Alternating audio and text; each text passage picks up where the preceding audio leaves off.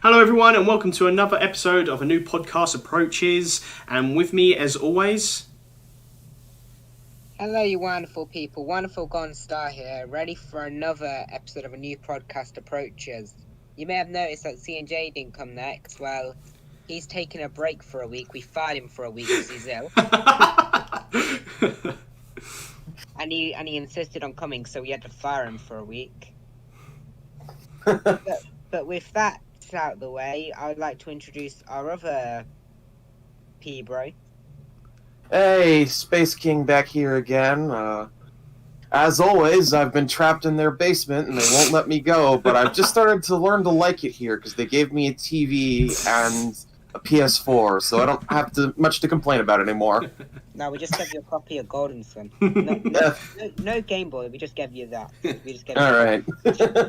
Well, I would love to introduce our fabulous guest who I've honestly never heard of before today. Well, if you want to, I can introduce. So today we've got Backseat Gaming, so welcome. Hello there, I'm new to the basement. They promised me that I would be able to leave after this recording, but from what I've heard, I'm skeptical. That's brilliant. No, you need a line like that. I do YouTube stuff, and I've done a video or 3 on Smash in the past. And that's why I'm here. That's why I've been shackled down here. just for the Smash content, yeah. Just the Switch. Yes, yeah. Exactly. So that's my whole running gag is that I've been kidnapped because I joined the podcast later than they did. So 3 British men again with one American getting about outnumbered Space King. Again, sorry, it's not a recurring theme, I promise you. So, guys, if you don't know, Backseat Development, we got him on today to talk about Smash Math. If you guys don't know, check out his channel. Link to his channel will be in the description. If you guys don't know, I think we talked about it like on one of the early episodes of our podcast. We talked about, because I think it was just finding stuff to talk about, and then I was like, well, I found something on YouTube what we could talk about. It's Smash Math, where you can predict characters. And, by using math. And I thought, that's very interesting, because we haven't really seen that. And we was talking to Backseat just before the podcast as well. Like, no one else has done that. And, like, he's told us, like, the hard work's gone in. And you can tell it's hard work gone in. But also how he presents his videos as well, which drew me in.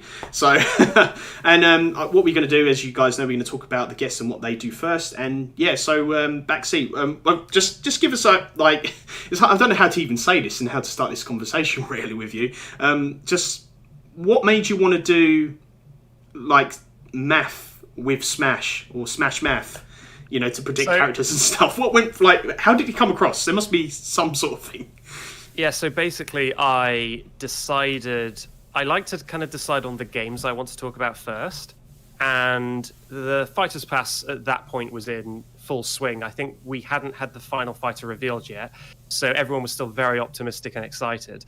Obviously, those days left quickly, but everyone was very excited for the final slot. It was definitely going to be Dante, and so I was like, okay, yeah, let's do a video about Smash. I like Smash. The only problem is, I'm terrible at Smash, and I don't know anything about the gameplay, and I'm very bad at it. So I was gonna make a video originally about who the best character is, because is it P Jiggles or oh yeah, P Jiggles, like that? Yeah. I know he does videos about best or worst certain types of moves, and he goes to the Discords, talks to the people, and I was like, I could do an amalgam character, like a horrifying Lovecraft character that is all the best moves of all the characters. And what would that look like? And it would, I'd Photoshop or composite some terrifying monster at the end of the video.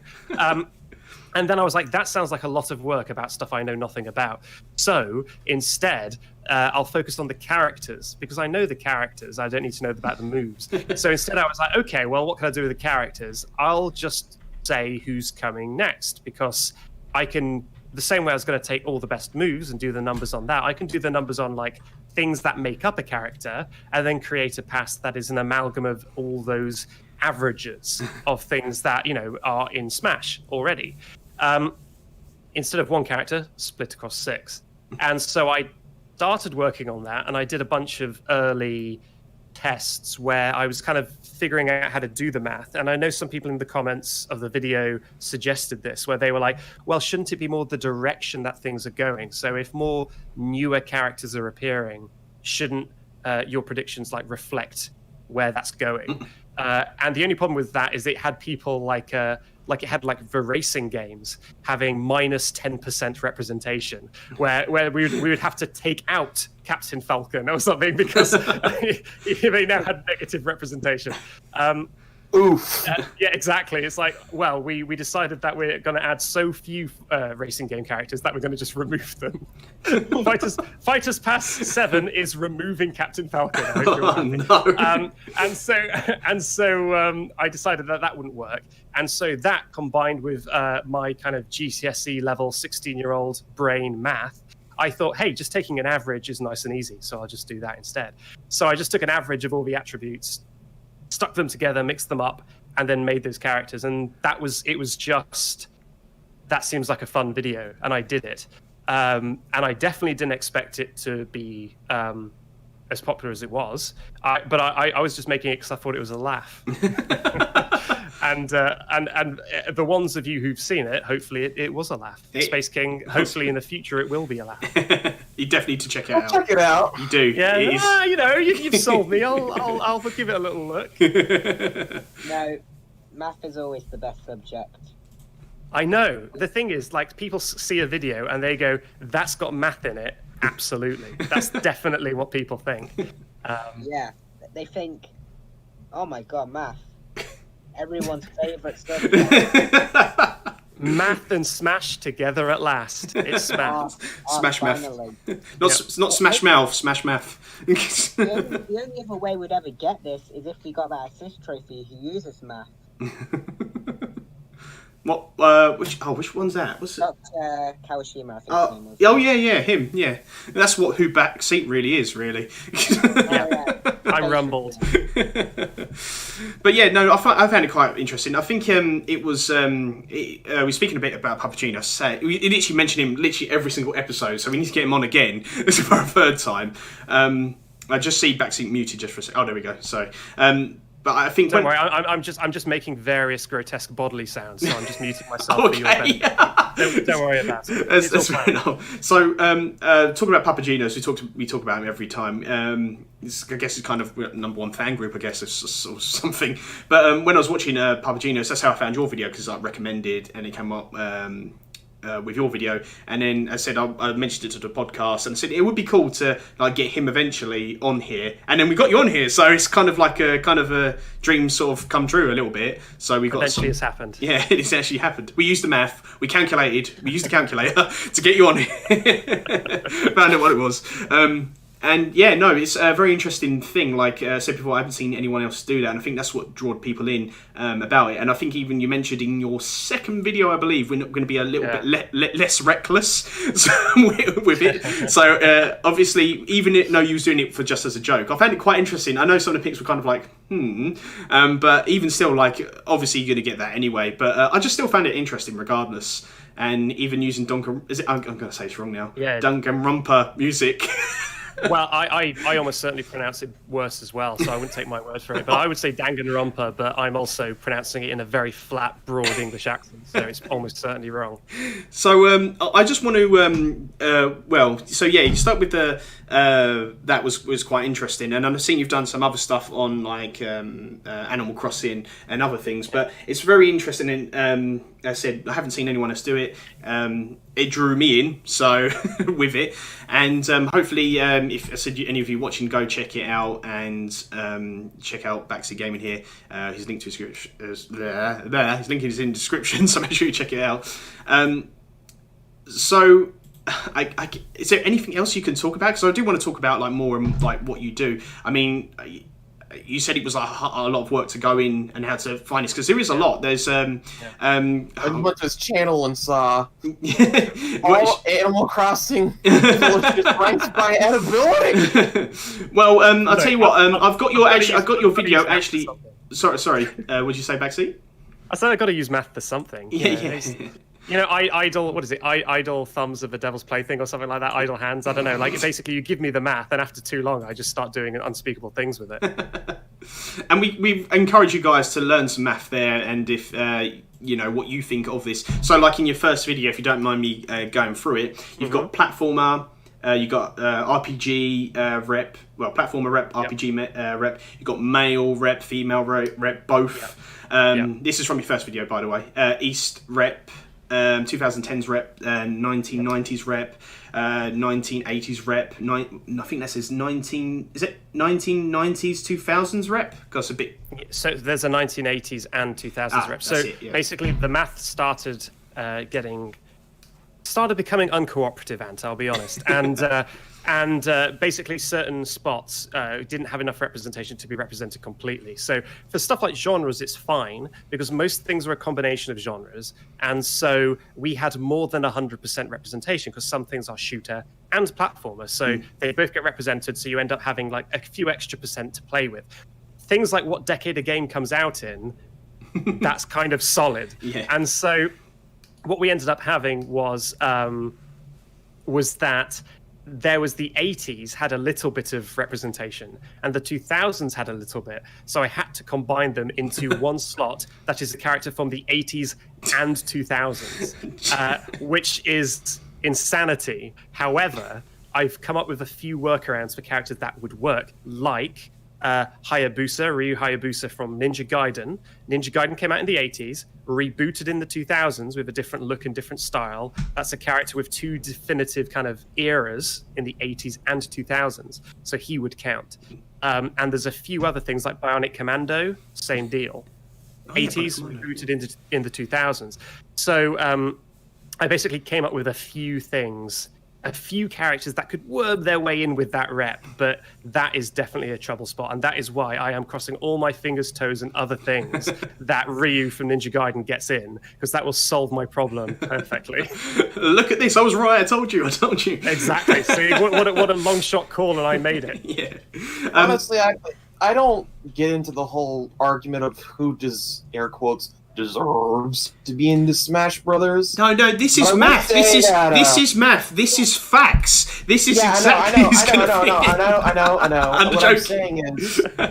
I'm saying is that, in my opinion, that basically Ryu Hayabusa is one of the few characters where you could make the argument successfully that he kind of deserves to be in, just because of how close Tecmo Koei and Nintendo are. They collaborate a lot. They help with Fire Emblem Three Houses, Fire Emblem Warriors, Hyrule Warriors 1, Hyrule Warriors Legends, and Hyrule Warriors Age of Calamity. And so I'd say if there's any character that, air quotes, deserves to be in, it's probably Ryu Hayabusa. Yeah. Nah, Koei Tecmo should do a funny and add a dead or alive character. Well, just to sort up the math. Well, I was going to say something about that. I've lost train of thought now. I always do this. Sorry. That's right. No, I was just like, deserves, yeah. I'm literally trying to think, Koei Tecmo. I mean, yeah, but then you could say that about Namco as well, though. Namco does have a rep. No, Namco, yeah, I'm saying Namco does have a rep, but I mean, they work closely with Nintendo, and I think even... doesn't it like Nintendo own a certain percentage of Namco? They own a massive 1%. A massive 1%. But even still, they still own that anyway. But the thing is, how close they've worked together. They helped make Smash Ultimate, and we haven't got a new Namco rep. So, I mean, to have... Under Namco, does Dark Souls fall under Namco? Am I... Yeah, they do. Yeah. So that's another one. Basically... the list that got made for the first video, I made, I think, like 3 different lists, but none of them were quite perfect. Sometimes they had holes in them. And then for the second video, I made 2 lists and then only used 1. And I only used 1. So I've got like 3 or 4 discarded lists. And on one of them, I was trying very, very hard to make Artorias from Dark Souls work. And it's basically impossible because it's from the 2000s. I don't know what I was thinking. And yeah, and as we was talking about just before the podcast as well, when you said about like it's so hard to do the math as well because you've got It was from the PlayStation 3, Xbox 360 era. Early PS3 360 and mid to late PlayStation 2. Actually, probably just all of the PlayStation 2 basically falls in the 2000s, because didn't it come out in 2001 or something? The PS2, something like that. And so yeah, it was basically that entire thing is scrubbed from the board and makes it very, very difficult, including Waluigi, who is a couple of months in the 2000s if you count Mario Tennis. Don't tell Wah that. well, I'm preparing all outcomes for the video to prove that I'm definitely... Well, no, sorry, misspoke. The math is definitely... I like that. And so I'm like looking up stuff about where the first appearance of Waluigi may be, and I found Mario manga with Waluigi in it prior to 2000. So I am working on ways to make characters still work. You know what this means. Well, hey, if you want to go by that, technically, Golden Sun, the original, was in development prior to it basically being scrapped on N64 and moved to Game Boy, and that was in the 2000s. That was in the 90s. So that's good ammunition. I'll take that. No problem. And I know Wah, you were saying something as well, but you was too quiet. Just Space King trying to act smart. AntKeepsGaming just there taking notes. Oh, thank you, just in case. His next video. Sid Backseat, I'm still waiting for that next video, man. I'm still waiting for it. Yeah, well, I'm still waiting for the next character. I think we all are. Yeah. The next character will be an assist trophy upgrade. Yeah. I mean, I wouldn't rule it out. Yes, that's right. It's finally time for Springman. Hey, technically he was part of Smash for a few seconds until his invitation got took out of his hands. So technically he was a fighter for a few seconds. It just shows him getting the invite because it was always sent to him. So we just got 2 arms characters. I don't know if you can tell by my kind of temptation to just prod chaos, but I would actually fucking love it if Springman got in as the second fighter in Fighters. Can you imagine? That would be amazing. I think this point people are like, what the fuck? Although at that point I'd start to worry about the sales figures of the Fighters Pass itself. Let's be honest. No matter what, Nintendo's gonna make bank because it's Smash. But let's just be honest with ourselves. Well, I'm hoping that this Fighters Pass isn't so much about making money, and this is more about just giving Sakurai what he wants for his last kind of splurge of characters. Oh, I agree. I mean, he did get something in Pass 1. He did get Terry, which... Yeah.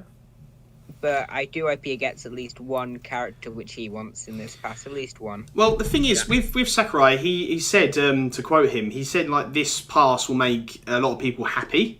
I don't know how Min Min made a lot of people happy, but yeah, Min Min made the arms development happy. Yeah, that's made those people happy.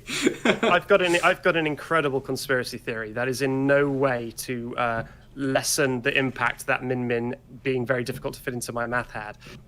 It's that COVID and all the sort of stuff kind of shutting stuff down, making stuff more difficult, making meeting third parties more difficult, either advanced Min Min's placement up the Fighters Pass, like maybe she would have been tucked in 4th to kind of as a kind of soft one that people wouldn't think about much, and they had to move her up because it was easier to make Min Min than it would have been to make one in collaboration with a third party, or it was just like a character fell through because of that, and they had to just urgently hurry an ARMS character in. And that's why when they first announced it, they were like, an ARMS character is coming.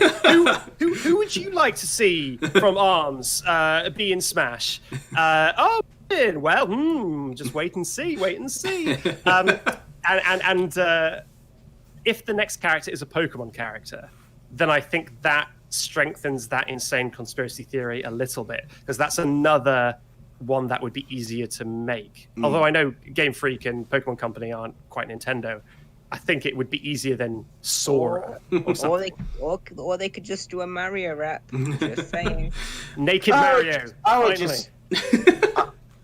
would say that pretty much extends to any first-party character, not just a Pokemon rep, but say like I it's feel like say Rex and Pyra get in, or say Exactly. I feel Or- like it mainly helps core Nintendo series, so stuff that they call own and not second-party stuff.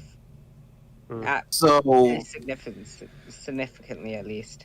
Oh, then looking at it from that angle, then Rex would be more likely than a Gen 8 Pokemon. I think Rex is likely. Isn't Xenoblade Monolith Soft as well? Xenoblade is Monolith Soft, and Monolith Soft is a first-party studio. Ah, fair enough then. I'll tell you what, speaking of that, of Backseat Gaming and Rex and Pyra and a Pokemon rep, well, we can talk about his maths picks? His maths picks? Yeah. Is that maths picks? Wait, you're telling me a Gen 8 rep, which was created in the 2000s, and rep was the part of the 2000s. New publisher. No, wait, what? No, I'm joking. Explain your math here. No. Well, technically, as I said before, we went through some of them. We have a returning series as well for that. But yeah, I mean, it would be good to explain to all the people on how you predicted. So before we carry on, I've actually got your picks actually here. So you said Birdo for the first video. If you guys haven't seen the video, as I said, I highly suggest how Backseat got these characters anyway, but we're going to be talking in like some like specific characters anyway, so like a Pokemon rep and all this. So yeah, for your first one video you've done on Smash Math, I keep it Smash Math, I think it's cool. So you got Birdo, the Prince from Prince of Persia, Sir Farfetch'd, Monokumon, and Monomai. I don't know, I've never played Donkey Kong. I think it's Monomi. I think. Yeah. And then Ryo, I can't even... Look, Ants, don't feel bad. The voice actor can't even pronounce it. Rio. Oh, no. Yeah. They oh my god. Every time. Oh my god, I'm going on a tangent now. I played Shenmue for the Dreamcast. That's how old I am. And it's like Rio. I'm just like really bad voice acting on that game. So it's from Shenmue, Ryo, or however you say it. And then you got Gino. That's the first video. That's how Backseat used the math to predict those ones. And then you got the second video, which is Rex and Pyra, Big Boss, Crash, Contra Commandos, 2B, Dr. Eggman, and yeah, that's it. You did another video, but it was like more characters that were not in it. But, so I basically had an option where I could have, once Min Min got announced, I could have tried to wiggle the math around, maybe make it so that I've got more options to play with, and instead I thought, you know what? Let's double down. Let's instead of making people upset by saying who will be in, let's say characters who will never ever be in. And if you think that they're going to be in, you're being a big baby. And so I did that, and basically said this character represents this, this, and this. These things were things that only had one representation spot, and so now any character who represents that is in Smash jail and will never ever be in the game. That's it. Yeah, and so such casualties included Scorpion and any other Mortal Kombat character. In fact, any other fighting game character, because the only fighting game representation I had in the math was Taken by ARMS. It also put in 2B and other popular things, and also the most terrible casualty of all was Birdo, who now is no longer possible mathematically. But if anyone can defy the rules of the universe that we've come to understand, it's Birdo. So who knows? Yeah, and sorry, that just got me for the in jail never ever be a character, which is just funny. Just got me. That's arguably a good thing. So as we said a Pokemon. I really think a Pokemon rep is definitely likely in this. Rex and Pyra, I'm kind of on the fence because obviously with the I'm not just going against what you say or the math or anything, but I'm just saying like my opinion. Not be going against the math. Oh my god, no! I've got to do my own math to counteract the math. And so Rex and Pyra, I don't think Rex or Pyra because of the Mii costume thing, but I mean that could always change. But I think what we really want to know with those two characters or three characters, if you count them as two characters, and even Crash is on here. So we would like to know like your opinions on a Pokemon. Like if you give an example of like how you worked out for a Pokemon rep and Rex and Pyra. Yeah, sure. So basically, like I say, I took all these things into consideration. And I actually don't have my own grid on hand, so you're better informed than I am. Okay. At the moment. But from my memory, it was gender, genre, era, publisher, if it was going to be a new publisher or not, and series, if it's going to be a new series or not. I don't think I missed a category there. So then I would look at every attribute that every character in the roster has, and also the Fighters Pass 1, and it would be weighted slightly. So I would basically take an average of all the characters prior to Smash Ultimate, and then the characters added just for Smash Ultimate, so stuff like King K. Rool, Simon, stuff like that. Take them, and then take Fighters Pass 1, and so I'd get 3 averages, and then mix those averages together. So obviously, if a character is added in Fighters Pass 1 who's a fighting game character, then that really sways the numbers, because they've only got 5 other characters, so they're making up 20% of the number, whereas 1% fighting game character in the base roster of 60 does much, much, much less. So it kind of did favor recent trends in a way. So I'd create those 3 averages, mix them together, and then I got a grid that had all the characteristics based on those averages. And so to make a Pokemon, I would take an RPG rep, of which we have 2, because Pokemon is an RPG, even though it barely plays like one. And then gender, most Pokemon are both. They have a gender split, even if it's weighted one way or the other.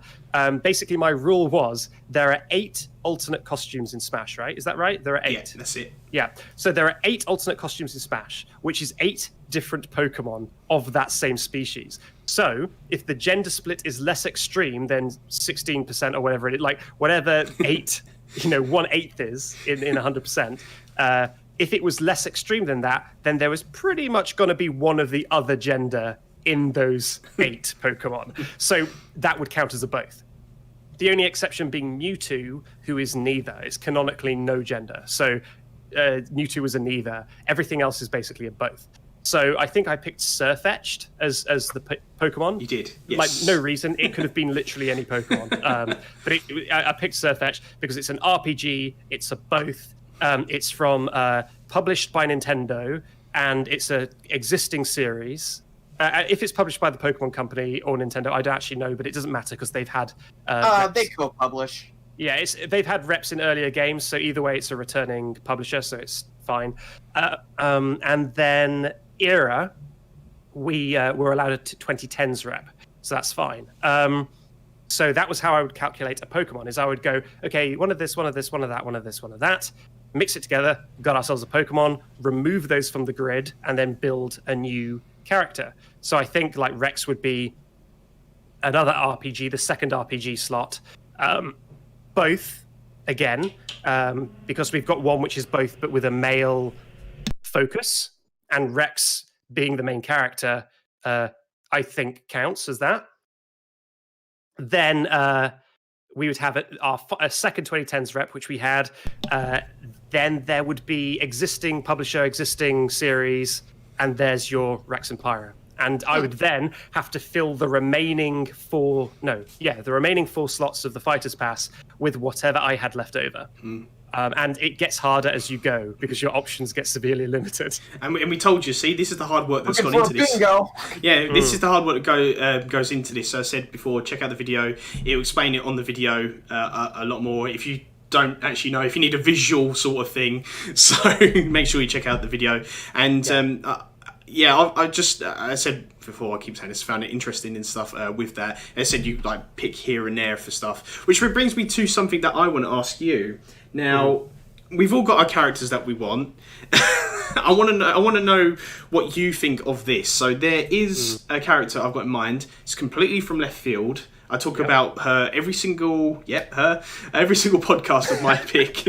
Actually, before I go into her, there's actually something else I want to talk about. What I found interesting with Min Min, that you made her a fighting game character, but as a shooter. It's a fighter shooter character rep, which was quite interesting.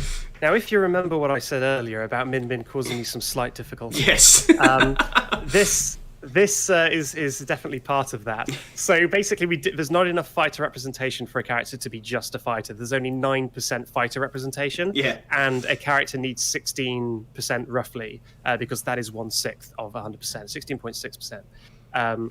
Recurring, of course. And so I had to add some other stuff to the 9.9% shooter representation. And I thought about it a lot. Now, sports, in retrospect, had, I think, 2% or something like that. 1 minute, I'm trying to find my numbers now. Sports has 1.6%, and I should have probably taken that, as I doubt that's going to be used anywhere else.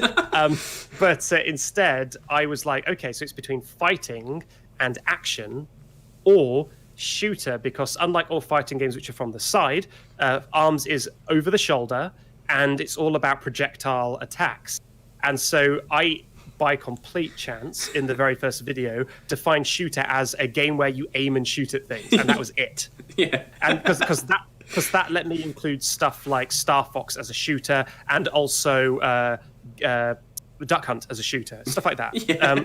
They kind of are. Yeah, exactly. So then I was like, well, I mean, it's not like there's going to be any shooting games in the Fighter's Pass. Definitely not. So I was like, I'll use some of the 13% shooter I have, and I'll make up the difference. So I basically took half of what I had for shooter, added it into fighting, and made that a min. And it does mean that I now have 7.7% shooter representation left over. So, if someone like Dante comes in, then I could maybe have shooter and action, and I would get pretty much there.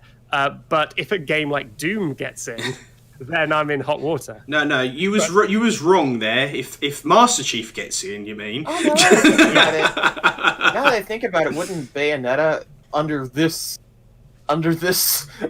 web be characterized as both action and shooting then?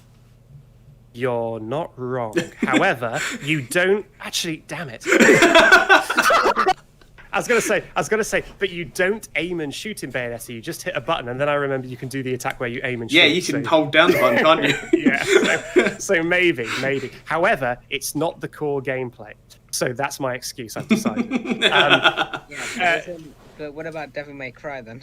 Yeah, no, Devil May Cry. I would. Actually, you're right. It's not even a shooter. See, aren't you glad you come on the podcast?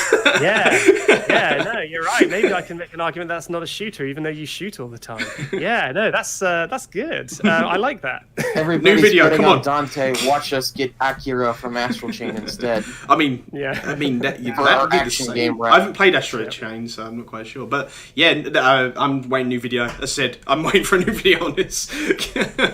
Yeah, no, I'm excited because, like I say, I'm either going to waddle into the next video gloating and looking very smug because Ryu Hayabusa's come in and I've ticked off my other difficult one and everything else fits, and I can kind of be like, see, I can't believe you guys ever doubted me. or Cooking Mama will be announced, and I'll be like, oh no. Cooking Mama. Because it won't fit anything. Like, it will go against every single category. It'd be me, mate. No, me spellcaster, me athlete, me sports person. I don't know.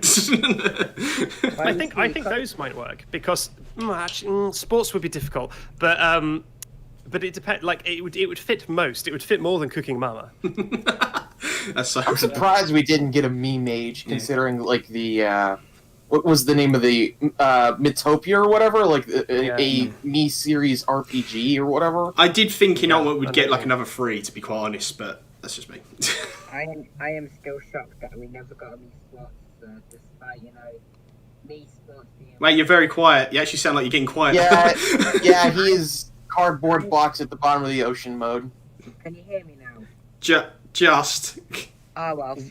What? Are you being kidnapped? You sound like someone's got their hand over you, dragging you out of the room. And you're like, or somebody look for local white vans. Or someone's put you in a box and. I can't believe someone's kidnapping the people out of the kidnap bunker. Damn. Someone's kidnapped the kidnapper. All right. Well. Hello? Yeah, that's perfect now. There it goes. I like it.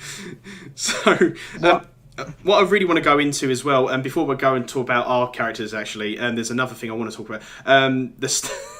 the stuff about like obviously we talk about people saying, oh, you said math and this character's going to be in and it's not, and you said about like when Min Min was revealed, going back to your videos and then saying, well, Min Min for this. You want to go into a bit of that, or like maybe some of the I don't want to say backlash, but some of the maybe constructive criticism you got on your videos? Well, no, there's a real silver lining to any criticism on my videos, and that is that I set out a ludicrous premise, and then I take it very seriously. And when someone in the comments gets very, very mad about it, they have kind of fallen into my trap because they're also taking a ludicrous thing very, very seriously. And so it's hard to get mad at them because they're kind of playing along, even if they don't know it.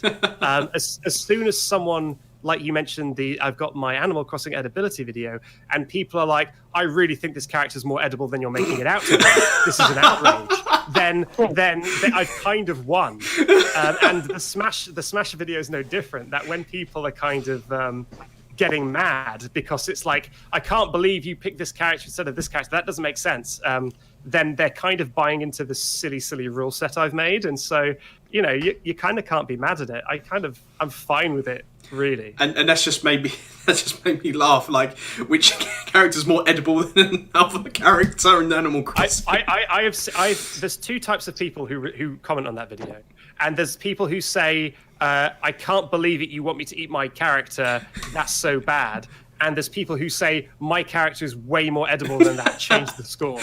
And so it's I love the comments because of that sort of thing. I mean, sometimes you do have to laugh. I mean, like there was, I don't know if I should mention, there's a guy called Troctopus, and I really would like to get him on here. I don't know if you heard of him. He does Amiibo stuff as well. And people said, and these guys will probably have had enough. I keep saying it for every single week. And the comments saying about, like Min Min released, I think it was even his reaction video on Min Min saying, oh, there's... Hello? Yeah, hello.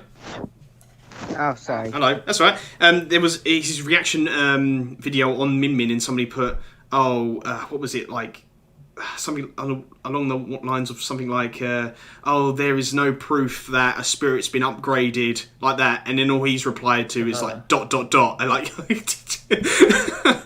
Yeah, well, I mean, you'll see, like, if you look at the comments or my replies to comments on the video, I always have fun with them.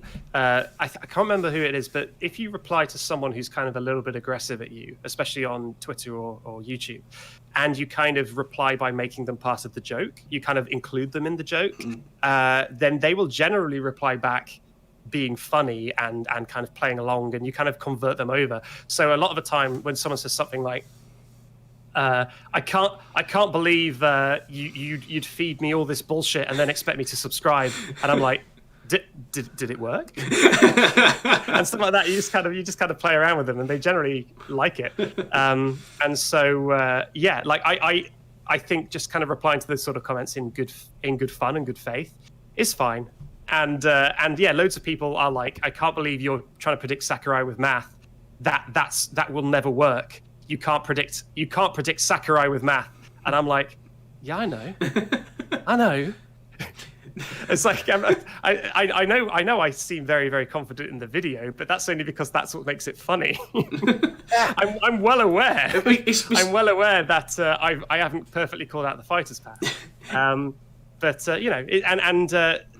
that I think if I made a really earnest video where I really poured my heart out, and I really gave my life story and about why a character is the best character ever and why they should definitely be in Smash. And then when someone said, "It's fucking bullshit," I think I would be like, "Oh, that hurt my feelings." But as it currently is, I'm talking complete nonsense. And then someone goes, "You're talking complete nonsense," and I go, "Yeah." Well, you're not doing math for Sakurai. You're doing math for yourself, which is so funny. All right, so yeah, this is what I want to talk about. I've talked about her. She's my most underrated pick, and with your characters you choose as well, it's like characters you never even think of being in Smash, but there's probably someone out there that probably does want that character, like Contra Commandos. People, and there's probably someone out there that does. So I want to know what you think of this and what boxes it does tick with her. So there's a game on Nintendo 64 called Mischief Makers. It was released in Japan in June 2017. June 27th, 1997. It's looking good so far. North America, October 1st, 1997. Does it? Yeah, it's fine. The initial release is Wait, what? is it Marine? Wait. Yeah. And then it's PAL, January 15th, 1998, so just before 2000s. Her name is Marina Lightis for Mischief Makers. I just want to know what you thought of what boxes she ticks. Developers Wait, her? Her. Developers is Treasure, but now is owned by Namco. Well, the thing is... Konami, sorry. Konami, sorry, my bad. I keep getting them two mixed up. Okay, so is she from the initial Mischief Makers? Mischief Makers, yes. She's from the original from 1997. 1997. Okay, well, what I've got here is, according to Wikipedia, which is the font of all truth. I'm looking at that right now. That's what I'm looking at. Just double check as well. is for a start, era. We're looking at the era, 1997. That fits. We've got a 90s rep, so that's fine. It's labeled as a platform game, and we've got 2 of those, so that definitely fits. It says published by Enix and Nintendo, and I think that is an easy, returning publisher, because I think we've got those covered. Even though Enix isn't Square Enix, you know what I mean. I think that counts. So I think we could just pretend it's Nintendo if we really want to make it work. So that's 3 boxes that are definitely ticked. Developer is Treasure, and that doesn't matter. We're not doing developers, but we are doing series, and it is What happened to Treasure? Owned by Konami now. They haven't released anything since 2014. Okay. Someone check on Treasure. So, and the developer doesn't matter, but the series does, and we are allowed a new series, at least one new series, so that is fine. However, her character, Marina, right? Marina, yeah. Now, that is presumably a female, but is also a robot? Yes, but there is... does anyone care for spoilers of a 1997 game? No, we won't care until you say it, where we could complain about you spoiling the entire plot. Well, at the end, basically you gather gold gems, and she turns into a female at the end, like a proper living human, so take that as what you will. Thanks, Zach. You've ruined the entire game. You know what? I don't want to see her in Smash anymore because the plot's been ruined. So here's the thing. She would have perfectly fit before Min Min.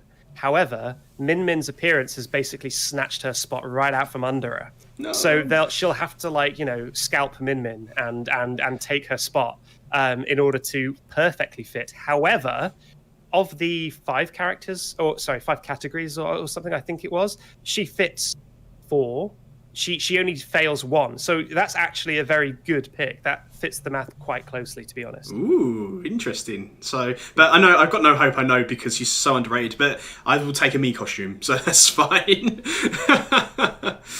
I don't know if you guys got picked for backseat to do. I know you, Space King, had a lot for Isaac.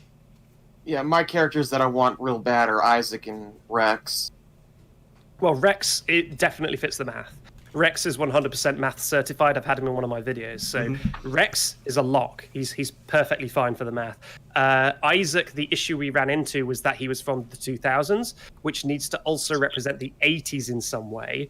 If you could find some very weird thing where you're like, oh, well, actually, the series Golden Sun is a spin-off of this. Well, let me look into this because there is some development history here. And also, you were maybe saying that there was pre-existing stuff on the N64 which might fit into the 90s.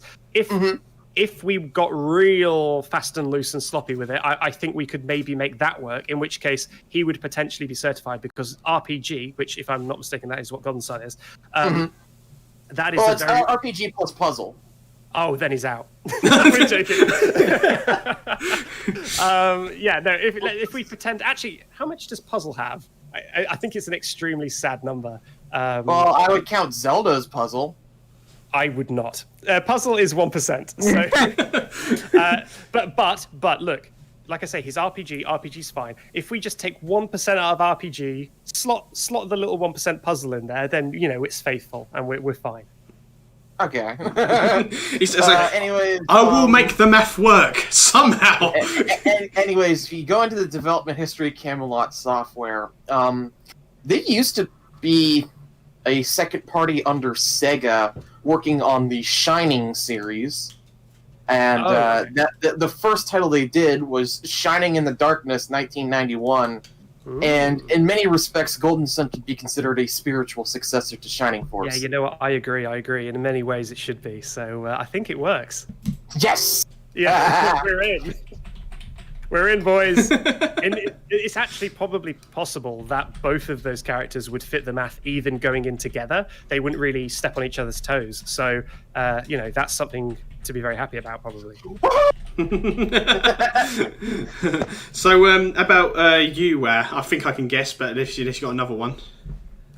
Backseat, just leave me alone. I don't want to do maths anymore. No, I'm looking at my own grid now because I'm anxious that I'm forgetting something. So, all right. Well, Backseat. Yes.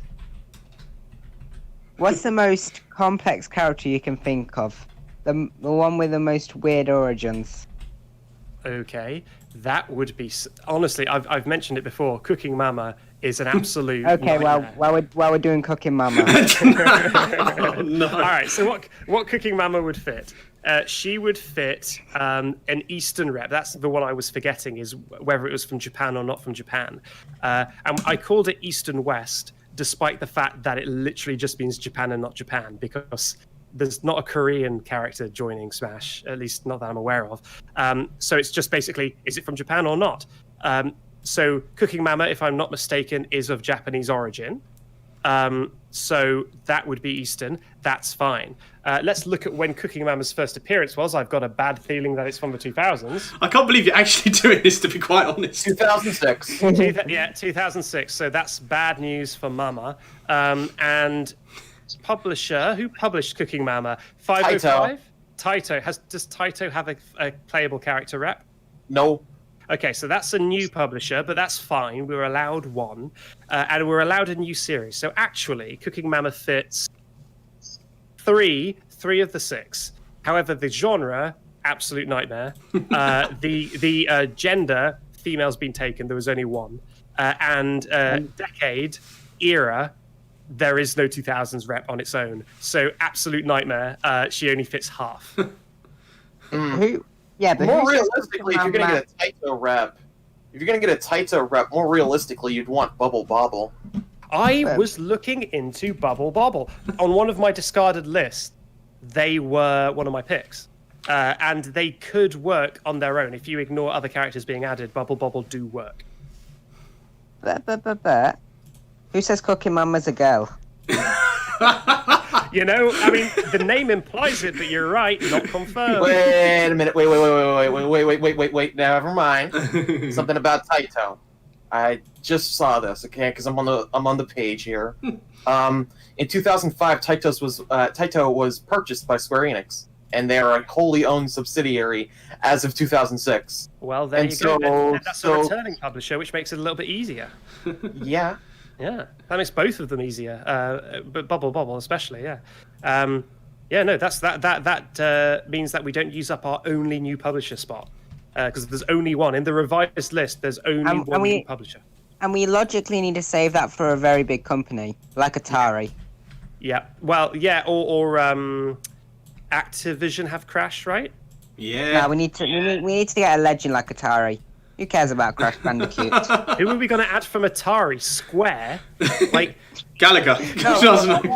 No, look, we need a very important game character. E.T. competition. So yeah, what are his chances now? I'm even consider Atari's. I'm going to look into this because I know they still published games after they.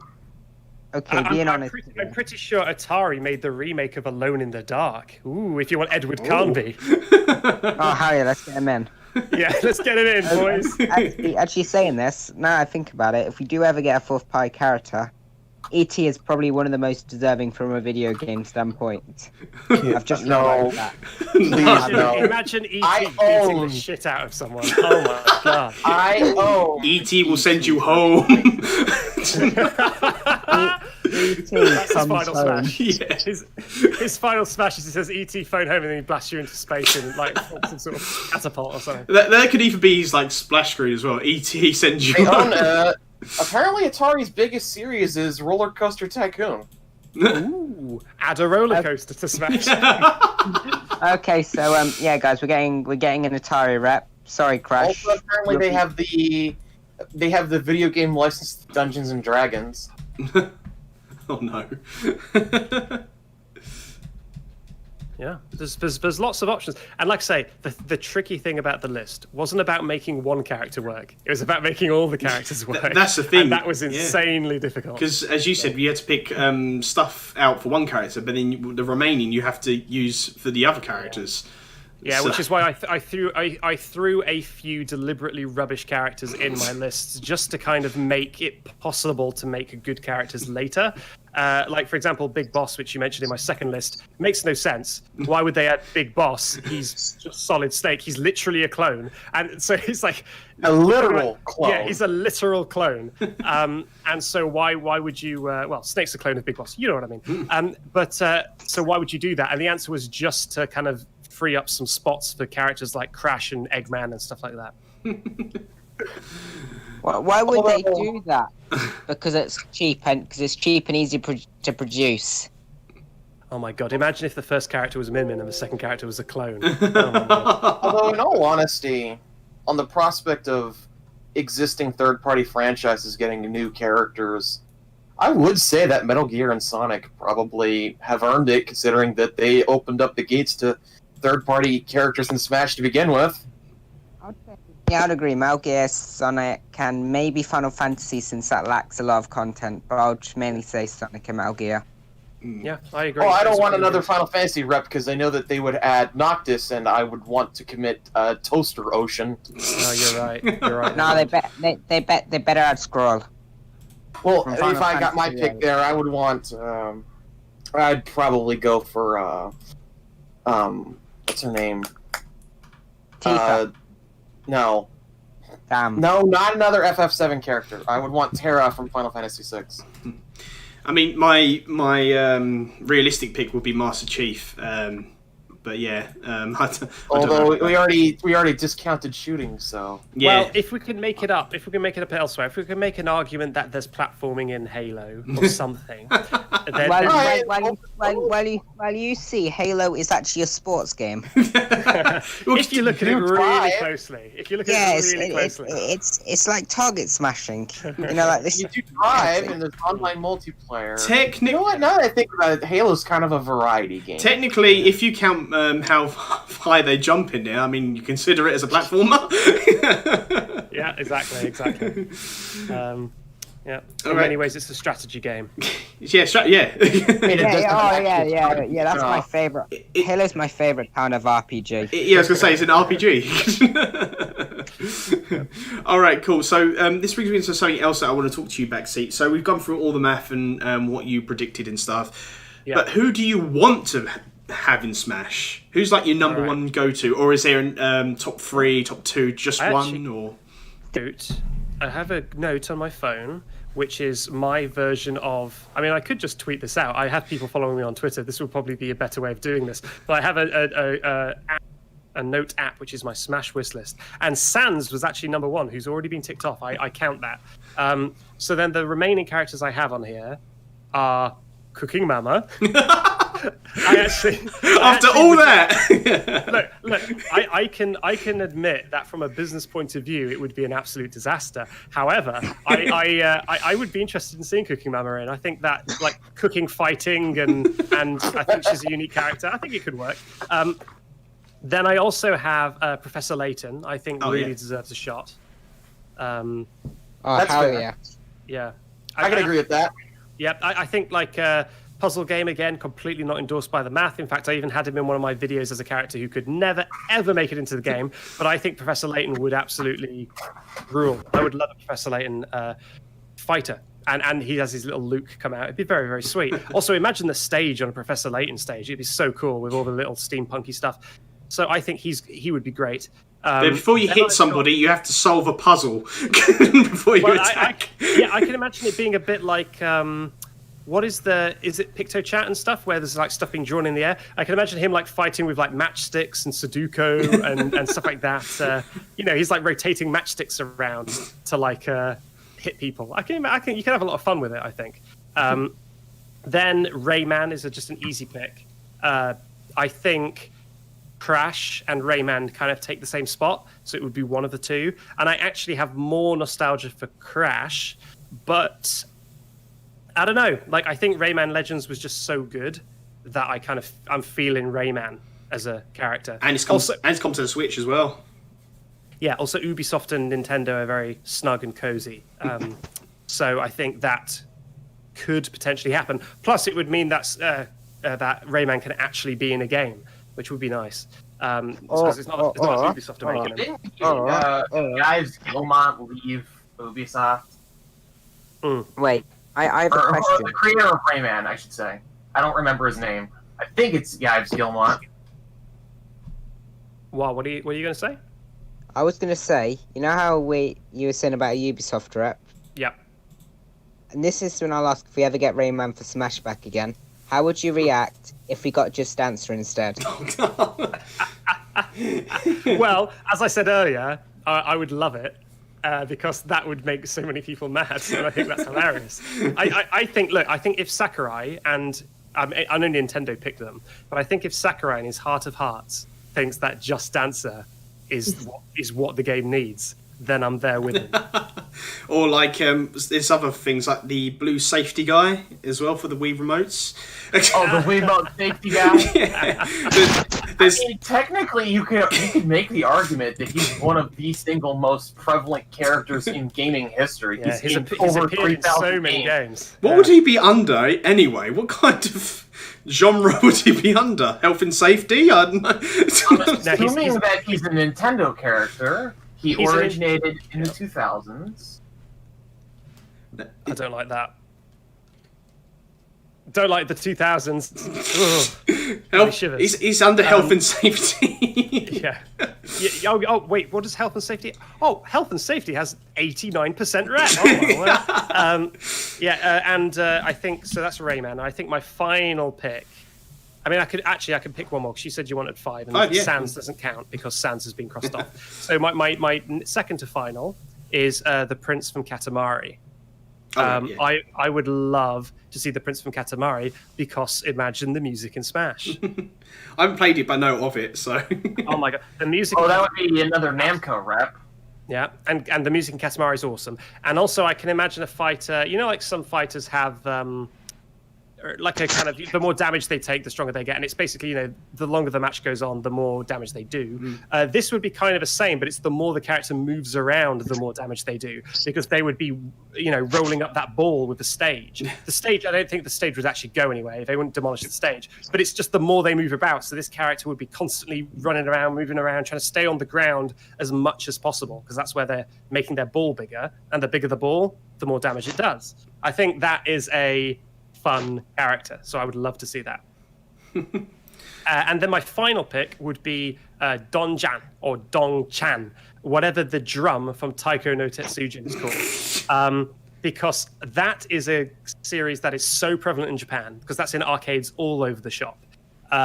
They support Nintendo hardware.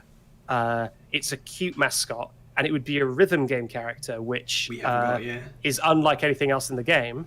And so I think that would be really good as well. Those are my 5 I would like to see. The last one, though, I mean, how likely is that over Chorus Kids? Because I know there was a lot of talk of Chorus Kids, wasn't there? I have to go deaf for just a couple minutes. I'll be right back, okay? No problem. But yeah, there was that, and there was some from... What's that? Oh, no, it was from that Rhythm game, yeah. Rhythm Heaven, Chorus Kids. Yeah, so I feel like... I imagine Chorus Kids, and I have trouble imagining what they would do, because that They would mini sing. yeah, but that mini game is literally them opening and shutting their mouth, and that's it. Yeah. So for every attack they bite. Yeah, but that's piranha plants. So I kind of feel like them biting 3 of them. I don't know. It doesn't. I can't. I find it hard to visualize it. While the drum has a very clear, it has a very distinctive UI. I can imagine it being incorporated into the gameplay that if you attack in a rhythm, you do more damage. And the design is very cute. All the alternate skins are very easy because those games have costumes. Basically everything you unlock is a aesthetic customization of some sort. So all the alts are sorted. It's such a huge, recognizable brand in Japan. Like the Chorus Kids, people who know Rhythm Heaven will know it. That character, I imagine a lot of people in Japan who just have ever been in an arcade would recognize that drum. I think it's out of all the rhythm game characters, I genuinely think that is the most likely of rhythm game characters.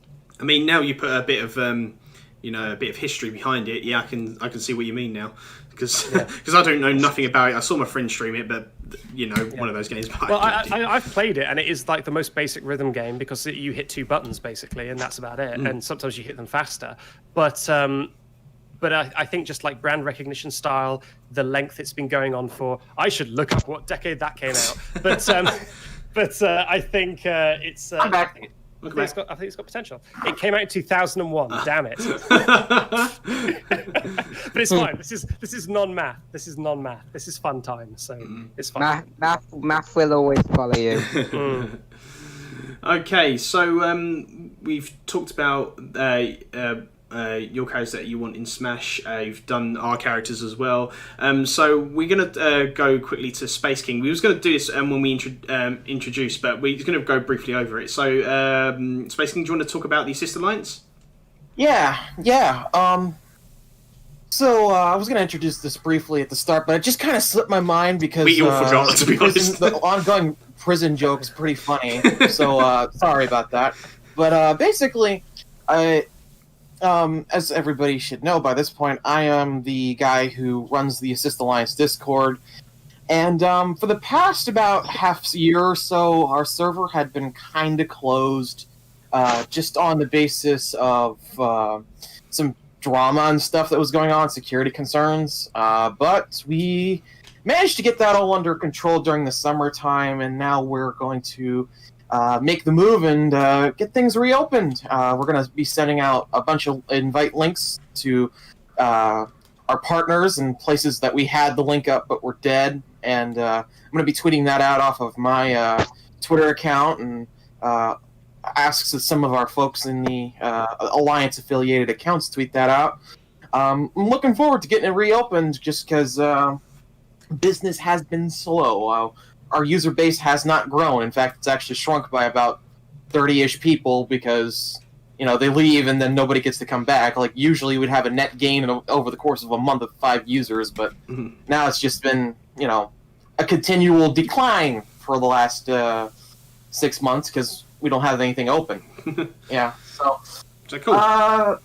So I'm definitely looking forward to that. And as for the date that we have in mind, we got some renovations to do at the server. We're probably going to be deleting some very dead channels, like the EV for Smash channel. That was deleted.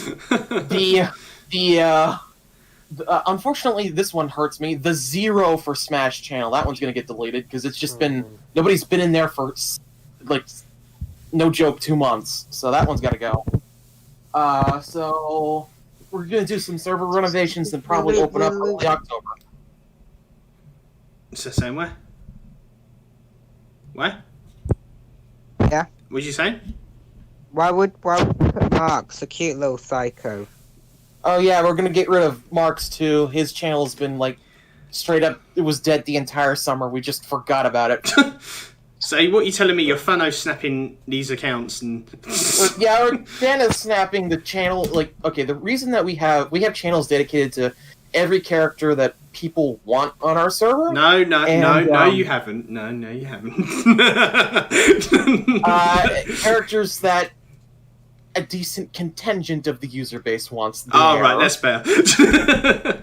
There. And basically, the way we had a rule was like, oh, if you want a character channel, 20 people have to vote for it. And so during the foundational period of the Discord server, things just went absolutely crazy. Okay. And it's just been a kind of a long-standing issue that we just have literally like 60 channels on the server. Jesus. Oh, Jesus Christ. So we're gonna be fixing that. Cool. So that's what's been going on with me. All right. And we're podcast approaches are the best friends of the Alliance, just because the guy who runs it is also a podcast bro. The most conceited thing I've ever said. Well, Fine. as I said before, we're a big supporter of the Sister Alliance and stuff, because we're heavily involved in the Smash speculation, Smash scene, and like everybody's different characters. I mean, I learn about other people's characters through you guys. So anyway, if characters I don't even know, and by playing some games, obviously, what they're from. So yeah, it's quite interesting. Well, glad to hear that. So if you guys, as I said before, everyone's links are in the description. So if you want to follow the Sister Alliance, myself, WAH, and even Backseat, and CJ when he's not fired anymore. So, all right. So let's get we'll get on to some other things as well, because for me, WAH and Backseat is quite late here anyway. So we'll try and get through these as quick as possible, or if not, I don't mind. So if you guys don't know, Hero and Joker Amiibo's been released. I have got them. I'm a big Amiibo fanatic, or even, I don't know, an addiction, Amiibo addiction, and I will be training them on my channel so we can find out what kind of nature or type they turn into. So any of you got these Amiibo? So I have 0 Amiibo.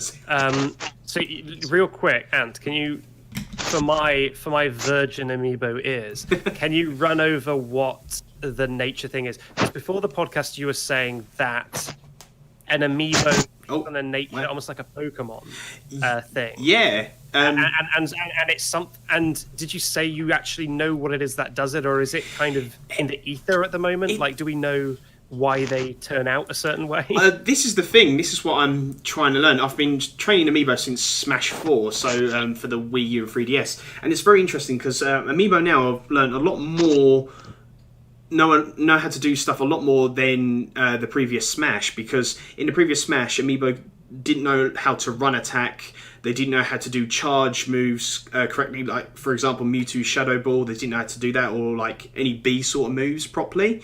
Another one that comes to mind is the Mii Brawler's Uppercut. They didn't know how to charge punch that, so it's a shame they got rid of it in Smash Ultimate, because now they know how to charge energy balls like Mewtwo, and even do Fire Emblem's counters now as well, which before they didn't know how to do that. It's still a bit iffy with the counters, because I still don't know, I haven't got that down on how to make them counter a lot, but I'm still figuring it out myself, like doing certain training methods and stuff. Like I even done what is the absolute basics of Amiibo training? Because I've seen a few thumbnails, and I've never clicked one, and I know nothing about Amiibo training.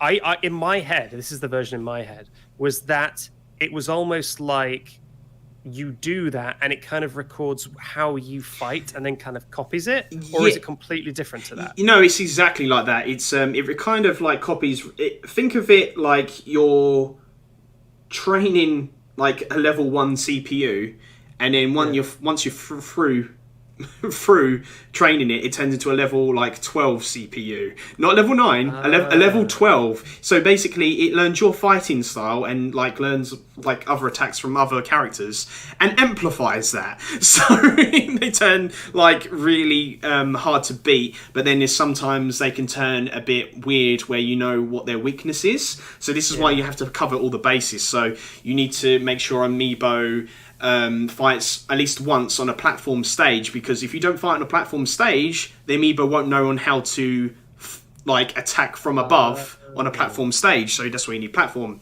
If you verse another Amiibo that knows how to use items, or a CPU that learns how to use items, and you haven't done an item match with an Amiibo, your Amiibo won't learn how to use items. That is wild. It's very, very interesting. And What? Well, I thought you said something. No. Oh, okay. So this is the things I put into my Amiibo training. So it's kind of like from level 1 to level... See, I usually do level 1 to 23. You do like a mirror match. So you go against... So it's Cloud versus Cloud.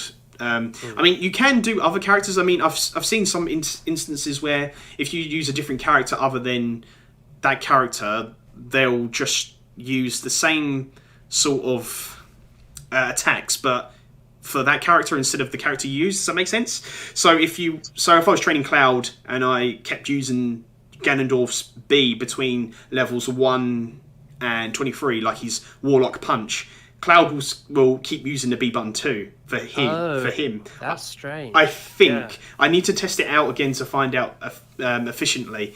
But then I know if you want a character to turn out a certain way, you have to have certain characters to have them a different nature. So, for example, I've noticed with, I think it's Ganondorf, but this is because I'm good with those characters. So it's Ganondorf, King K. Rool, Ike, and Cloud. If you use those 4 characters at the end of leveling up, because Amiibos go from level 1 to 50, you can actually turn that Amiibo to be aggressive. But if you do a character that does a lot of jumping attacks and a lot of air attacks, or I think it's just a combination of certain characters. But I know it's definitely if you use a lot of air attacks, they turn something called Light, which they do a lot of air attacks. And then there's So the natures are they're kind of based around their fighting style rather than it being like they're happy Amiibos. Yeah, pretty much. They're sassy Amiibos. It's more like it's more like they go in all the time, or they shield all the time, or they're jumping attacking all the time. That would be mine. If I trained an Amiibo, it'd just be constant jump attacks. Just any fighting game, that is my tactic. Is I just jump backwards and forwards and hit the attack button until someone walks into me, like Bart in that episode of The Simpsons.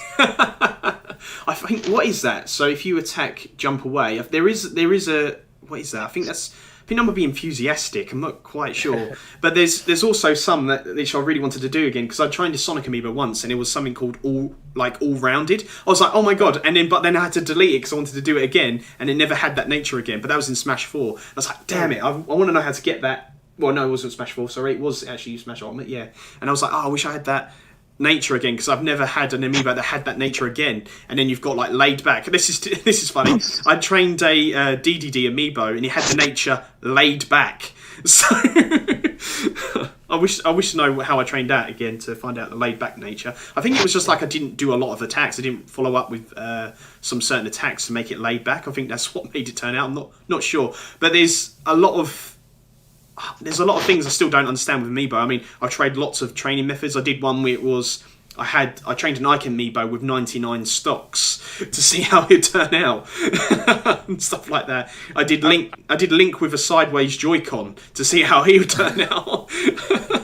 I was kind of hoping that it would be kind of like The Incredibles, where you would train him against a different character and it would adapt its behavior. It's kind of like, this is how you destroy a Ganondorf, this is how you do this, and then it would become awesome. But it seems like it just kind of copies rather than finds weaknesses. Yeah, I think, as I said, in the first of its life, what I've told by other Amiibo YouTubers, they said the first levels of its life, it is literally purely mimicking the fighting style of whoever it's facing. So it's best to use the character versus itself. Yeah, pretty much. Yeah. And then after that I don't know if it's level 1 to 29 or 1 to 23, it's something like that. That is the mimic stage or the copycat stage, and then after that you've got to rotate some characters around so the Amiibo gets used to fighting other characters, and there's literally what you said, to find the weakness and how to beat. So the Ganondorf plays like this, okay, I'll play like this too, so sort of thing, which is very fascinating to me. I don't know, I can't tell why I stream and do content on this. I just find it so fascinating. I just love doing it. I think also, in a way, Amiibo training has made me a better Smash player too, because I never used to be really good at Smash. But I'm still not good, I don't think, anyway. But I'm better than what I was. I know that for a fact. Well, now you've got a little Amiibo son watching you, and you want to make sure you're doing your best. Yeah, exactly. So but that's me with Amiibo. But I don't know about how you guys feel about Amiibo as well. And in Backseat, what did you think of that? What I just talked about? I mean, does it interest you? I think it sounds really interesting. I like the idea of training a CPU. As I said, the only disadvantage being that I'm terrible at the game.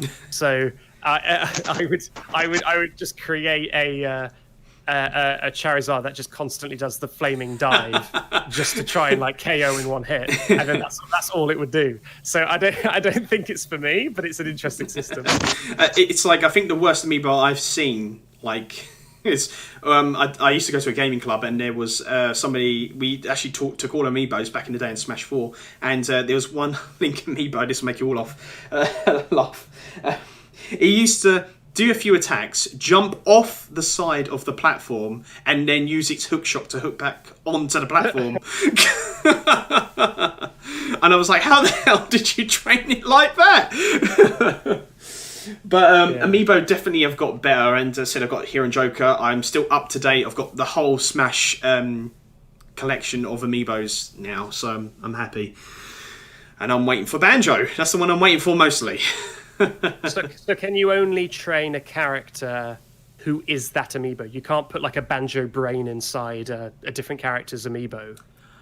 I mean, it's down to the NFC chip. I mean, you could do that. Oh, you mean you could like spoof one? But basically the intended way of the system is that to train a Joker, you need the Joker Amiibo. Is that it? It will turn out better to have Joker v Joker from level 1 to 23, 29, usually. I know there's been some instances where I'd have trained Amiibo with just a completely random character, and they've actually turned out good, but I cannot remember what character it was. So I might have to even use that one time. I mean, I'm going to train a Hero Amiibo without using his down special, so... I mean, honestly, that's probably for the best, because I think people would fight a hero and expect that, and then just to be completely assaulted with attacks would probably surprise them. Yeah, especially me when I'm bad at, because I can't look at that list very quickly as some other people do. I really cannot do it. So. Well, here's the thing. If you do a down B on hero, and you pick like the first attack in that list, because it's a good attack, does the Amiibo know that you picked a good attack, or does it know you picked the first option? Like, I don't know. You know what I mean? Yeah, I know what you mean, but I really don't know, because like I even tried to do this before, like Pokemon Trainer. I tried to make sure that Pokemon Trainer just used Charizard. Now, the only problem with that is, if the Amiibo KOs you, you have to switch back to Squirtle. But then if you KO the Amiibo, then they switch back to Squirtle. Now, what do? Do you not press down B at all, so it stays on one Pokemon? Or do you press it all the time to get it to Charizard all the time? What do you do? It's very hard to... Yeah, because the AI might just be learning, okay, he changes his Pokemon a lot, and actually it's you going to Charizard, but it just thinks you're changing your Pokemon a lot. So when it fights, it's just constantly rotating Pokemon. Yeah. I see the tricky bit. It's fascinating, and I've recently got into a group chat on Discord with someone called like the Amiibo Doctor, and there's like, now I thought I knew a lot about Amiibo, but apparently there is like, I can't remember what they said, like they know so much about Amiibo in advance, they know exactly how they're going to turn out, like within like a few battles or something, or even like in the code or something, how they're going to turn out. So I'm not even quite sure if they're pre-programmed. But what I don't understand, I imagine they have to be. If they're pre-programmed though, no one Amiibo would be the same all the time though, with the same nature. I call them nature. There might be another. I think someone called it an archetype, but that's just me. So I don't honestly know with that. So, but I'm glad I got the Amiibos. But yeah, it's very interesting. I mean, Backseat, if you want to talk more about it, I don't mind. Just hit me up and we can talk about more. like I say, I think this is maybe a part of the game that is reserved for people who can play it. I mean, I couldn't play it. I'm going to rule myself out and instead just go. Oh, it's nice having a Ridley in the game, isn't it? It's nice having that character. He's still too big, so yeah, definitely. So, all right. So, as I said before, if anyone's got anything else to talk about, just jump in whenever, because I really want to talk about the 7-Eleven ad that ends in October the 4th.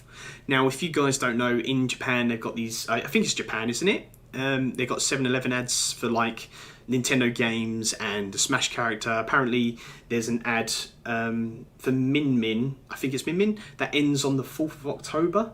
And from Nintendo at Go Nintendo tweet, on Twitter.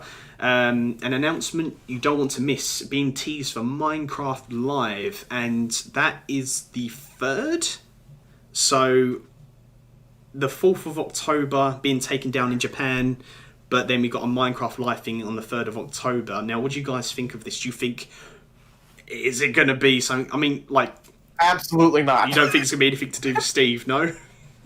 They're clearly going to confirm the guy from Halo in Smash during this Minecraft presentation. Oh, that'd Come be on, good. guys. But for the whole there is one thing that seems to be pretty consistent about Smash reveals, despite how inconsistent the reveals themselves can be. But the one consistent thing is that Nintendo is almost always the one that unveils the characters. There's only one exception I can think of, which was Joker at the Game Awards, right? Yeah. That's the exception, not the rule. Every other time it's been in a direct, or Nintendo announced that they were having a Sakurai Presents, or it's just in a place where you would generally always expect Nintendo content. What was the Xbox thing? Because Sakurai was at the Xbox event, wasn't he? And he said it kind of looks like the Smash logo for the Xbox X thing. And then Banjo was revealed. Wasn't it? Maybe, but then again, still, Banjo was still revealed in a Nintendo Direct. True. Honestly, though, if we did get Steve, I do feel like it would be a smart decision to reveal it in the Minecraft Earth, because that's literally grabbing into that community and forcing Smash there. Yeah. Yeah, I mean... I feel like Nintendo wouldn't do that because they're stubborn and stuck in their ways a lot of the time, but I do feel like if they were trying to think smart, that would actually be a good way to reveal Steve. And I think they might have their cake and eat it, where they might reveal it themselves and then just make sure they have a massive presence at any Minecraft event. Like they would announce it first and then just completely force themselves into that event rather than announcing it at that event. You just they're like, wait, what the hell are you doing? You've just revealed it. I don't care, we're revealing it again here.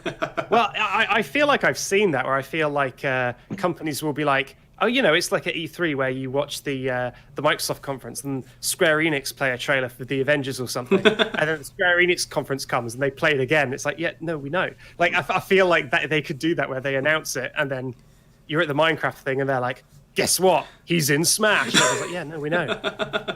I can see that. But also with Space King as well, when you said, oh, they haven't done it, before in the past. But then think of it, like all the fan rules and everything have been like, well, there's fan rules that one's been broken, but all rules in the past, like can't be third parties, been broken. They haven't done this, but maybe that's a good reason to do it because they've never done it before. I mean, they could do it like that. Sure, but then you open up a can of worms where people are looking for Smash reveals in anything. Well, I mean, they do that. They do that anyway, don't they? They do that already, so I don't feel like that's kind of worse.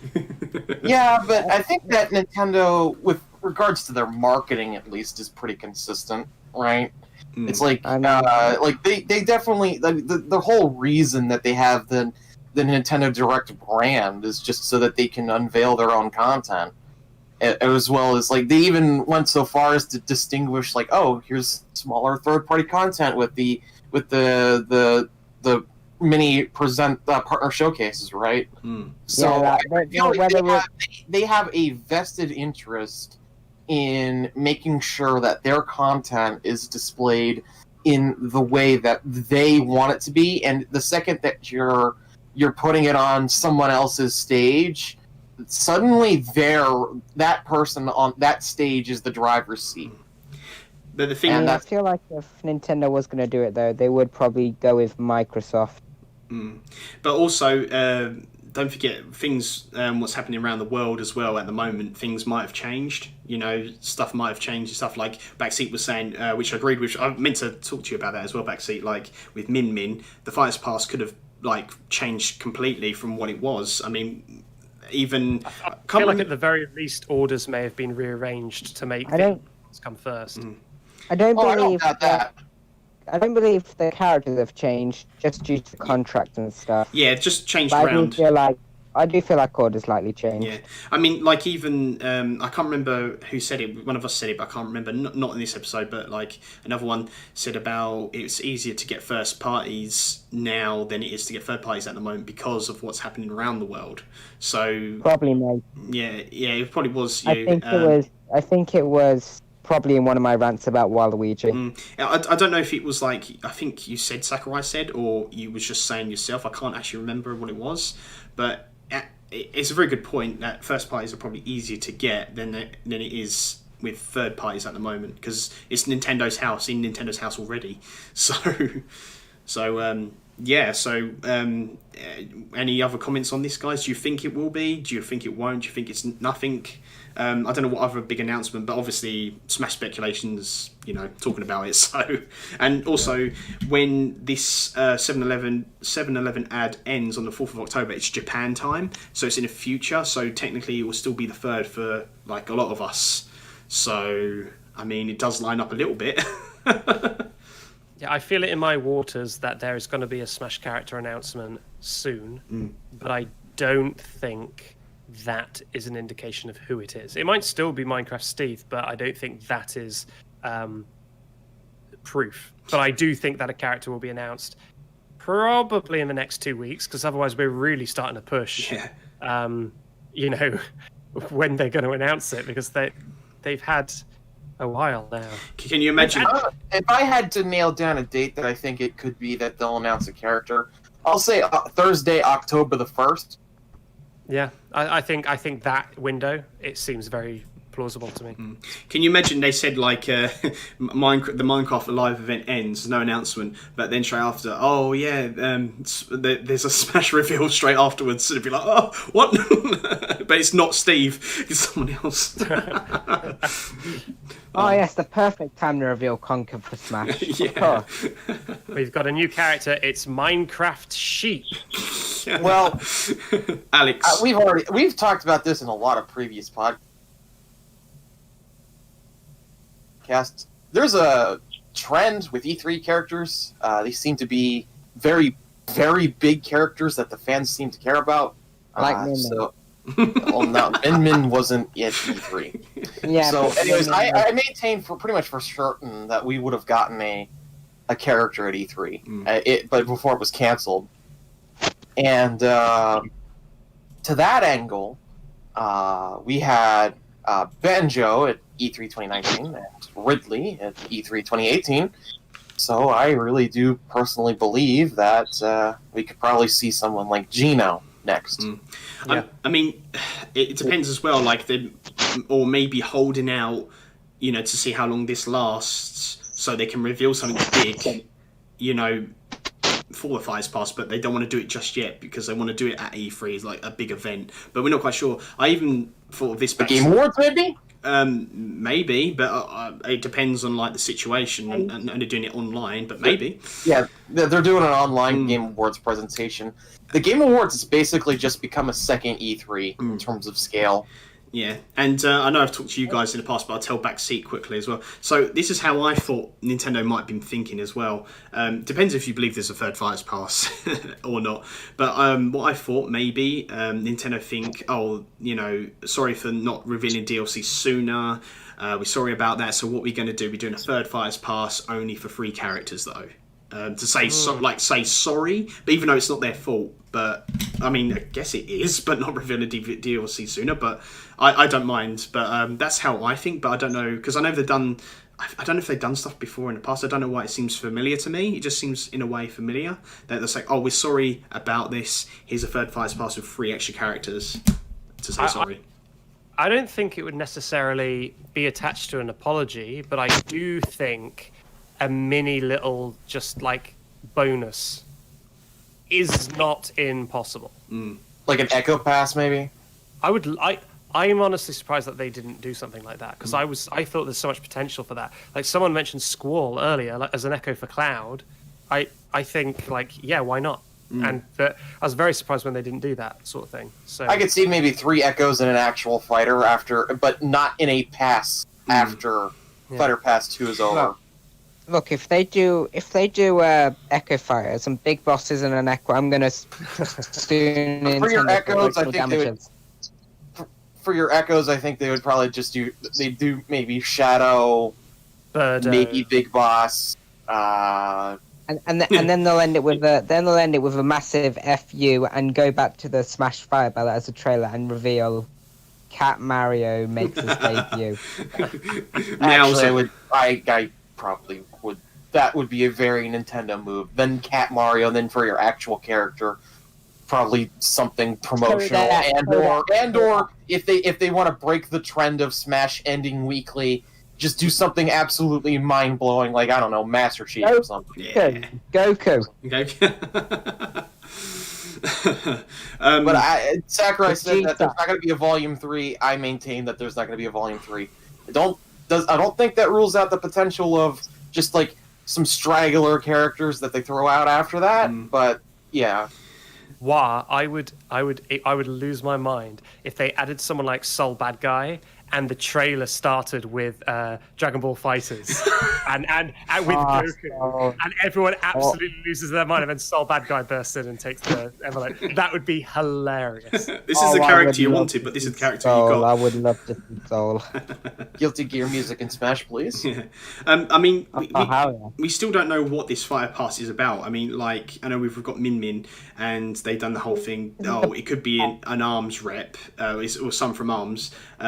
And we're hoping it's not the trend going forward. Like, some from the Mario series, and it's got like all different sorts of Mario characters and stuff like that, or someone from this series or something. But we don't know even if the next few fighters will have an Echo Fighter maybe attached, like Mii costumes, but have like a Echo Fighter with them. Not saying with that character. So if we did get like Geno and an Echo Fighter of Geno, it'd be like an Echo Fighter of a character that's already in Smash, or something like that. We don't know what the situation is or how this Fighters Pass is going to turn out. I mean, there's been speculation where there's going to be no stages. There is going to be stages, all that argument as well.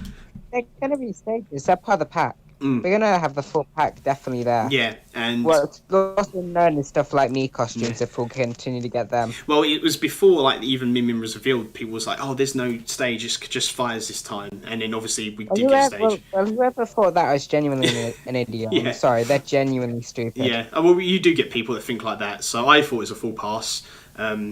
Anyway... but anyway, we move on to something else. So speaking of another Smash Fighter reveal, from Go Nintendo again, at Go Nintendo tweet. I follow them, so got a lot of stuff. On Twitter there, well, Pseudo51 offers up a big no comment when asked about potential for Travis Touchdown to join Smash Bros Ultimate. So I want to get your opinions on that. What do you guys think about that? Because usually they'll have like a comment saying no, it won't be in, or like the was it Bethesda and Doom Guy, what they said, we bantered about with them and there's no plans for Doom Guy or something. But then if it's a straight up no comment, it usually means it's something. So what do you guys take from that? Well, I would also take into account that Suda is a massive troll. All right. So I didn't know this. Suggest he's being coy for business reasons. He may be like, yeah, this will get him riled up. This will get people talking about Travis Touchdown. Oh, I don't know, maybe. Like, I don't know. Like, he's like, not out. He's just looking at Sakurai, just like. Yeah. There's a thing about that. Oh, we're talking over each other. Go ahead, Wah. No, all I was going to say is he has the only thing that I would agree that is a massive troll, but the thing is he has kind of always simped over Travis in Smash. That's one thing that he hasn't trended to troll over. They'll die of laughter if he's just looking at Sakurai, just saying, enjoy that, mate. I personally can't wait for the Travis Touchdown Mii costume. It'll be so good. Oh, that's basically how I feel about Rayman, in all honesty. Well, the thing is, I feel about the prospect of Travis and Smash is I feel like it's really worth noting that before the Switch was released, like one of the very first Switch games was announced was Travis Strikes Again, which was the prelude to No More Heroes 3, right? And it was so important, like the Nintendo photo was so noteworthy, so important that they had it in the actual reveal presentation for their Switch console itself. So it's not like Nintendo doesn't value the No More Heroes brand. They know that it has a mature audience, which mature audience is being something that they have struggled with in the past on their platforms. I mean, that's probably part of why they secured Bayonetta's exclusivity and Shin Megami Tensei's exclusivity, right? So now we have No More Heroes, and that's another part of that. Now we got a Persona rep, which is in line with Shin Megami Tensei, part of the meta series there, and we have a Bayonetta rep with Bayonetta herself. Well, just complete the Nintendo trifecta of mature franchises then. Go for Travis, right? And also, No More Heroes 3 is getting way more attention and recognition than any of the three previous No More Heroes games. Why, you were about to say something? No, all I said is I love how this is going to release quicker than Bayonetta 3. Yeah, fair enough, right? So you got this whole situation going down, and with Suda himself in the past saying stuff like, I'd love to have Travis, we designed No More Heroes, Travis Strikes Again, No More Heroes, so that with one controller, just so that we can make it easy to put them in Smash, right? And stuff like that. It's always been very clear that Suda wanted Travis in Smash, but there was always something getting in the way somehow, right? But for him to actually just say no comment instead of a hard no or joking about it, where it's very clear that he wants it to happen but he can't. That is a noteworthy change. So maybe something changed. And also, it doesn't necessarily have to be an inclusion. It could be a No More Heroes themed spirit board, or it could be a Travis a premium Mii costume where you get a Travis Mii costume plus one song, which would probably be Travis's the main theme of the series, right? Yeah, I think it doesn't even need a music because the what's his name? Pip-Boy, the little Fallout. Fallout Boy. Yeah, Fallout Boy. That's right. He didn't come with a music track, and he was a premium costume. But yeah, I think Mii Sword Fighter with Travis. Maybe put a funny little head on him, like the Pip-Boy fella did. So he's got actually Travis's head a little bit. I think that's got potential for sure. That feels very likely. I mean, Travis also feels likely as a character to me. Like you say, if Bayonetta got in, then I don't think there's any reason that Travis wouldn't get in, because Travis whacks off his lightsaber, and it's yeah, he does, but Bayonetta does a lot of stuff. Bayonetta pulled off her clothing for attacks. Yeah, I mean, some of those special attacks are something to behold. I've played that on the London Underground, and I tell you, makes you very self-conscious. Well, like I said, I feel that Nintendo, they don't produce mature franchises in-house. So one solution to that, though, to get more mature audiences is, it seems to be, securing exclusivity on mature franchises from third-party developers. And to that angle, we have Shin Megami Tensei, we have No More Heroes, and we have Bayonetta. And those are all mature series, right? And two of those three have representation in Smash somehow. I also think that's possible. No, I was going to say I think that's possible, and I think Travis appearing in some form in Smash is almost a lock for me. And then the fighter itself, I'm more dubious on, but him appearing in some form, I think, is absolutely, basically a given. See, here's another. Although I do think that No More Heroes 3 is going to be a lot bigger than a lot of people would assume it would be. Because if you go onto the reveal trailer for No More Heroes 3 at the Game Awards, that video has almost over 1 million views. It's one of the most viewed trailers that Nintendo had, right? Just randomly uploaded to their YouTube channel. That's not a Mario or a Zelda game, right? I think that No More Heroes 3 is the title where that series finally cracks into the mainstream, And if they really want to secure No More Heroes as a definitive Nintendo brand, something that would attract a lot of fans to that series, something that would be intrinsically linked, you're buying a Nintendo system, eventually you're going to get a No More Heroes game, something like that, something in the back of your head. Then I think that Travis and Smash would make a lot of sense. That's Nintendo doing everything they can to make sure that this mature IP on their platform does as well as it possibly can. Mm.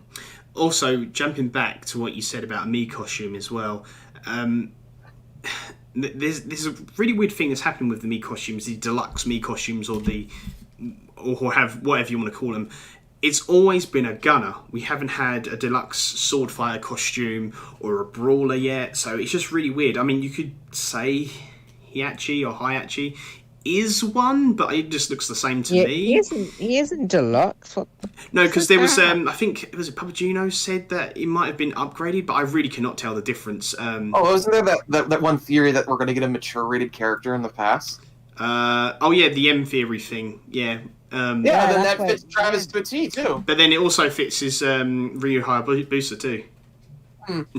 There's nothing saying we can't have 2 rated M characters. I don't think.